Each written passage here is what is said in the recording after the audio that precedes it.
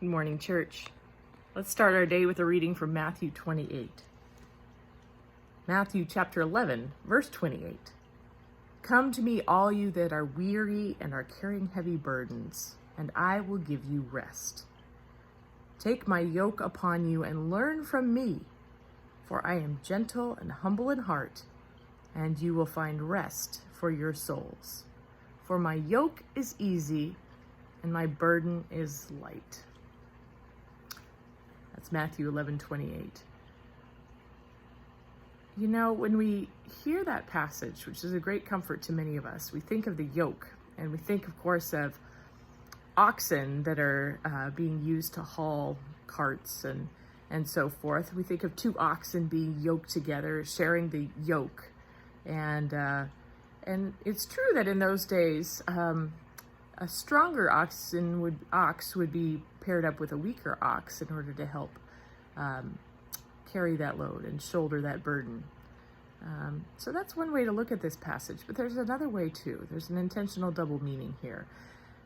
In those days, when you were an apprentice or a disciple of a particular teacher, it was said you had their yoke on you. So you would take the yoke of a particular teacher or scholar that you wanted to learn from, and the students would be referred as those who had the yoke of that particular person. And so Jesus is not only talking about himself, Jesus is talking about himself as a teacher, as a rabbi in this particular passage, and what it's like to study under him. My yoke is easy. Come take my class, he's basically saying. Take my class. Sign up for my class, because my yoke is easy. My burden is light. Take my yoke upon you. Now, of course, this is one of the great paradoxes of Scripture, because we know what's involved in taking on Jesus' yoke, right? We know what's on the final exam. We know that being a disciple is not an easy path.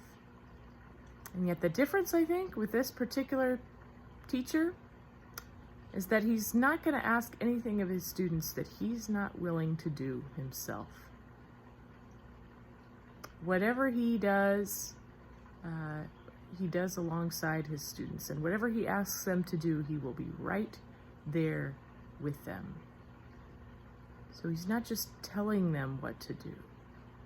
He's teaching them what to do as they share the yoke.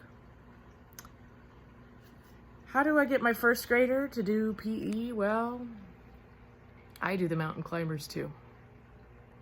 How do I get him to write vocab sentences with his vocab words? Well, I do it with him. I write my sentences, he writes his. How do I get my third grader to write a thank you letter? Well, we do it together.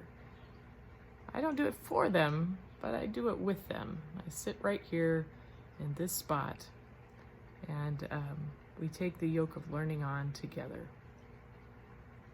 Doesn't make it easy, but it makes it easier to have somebody to share the yoke. So, I pray that as you take on your day, you are in touch with the fact that Jesus is right there yoked in with you. And whatever he's asking you to learn, to carry away from this day, know that he's right there in it with you too. Your teacher. Have a wonderful day.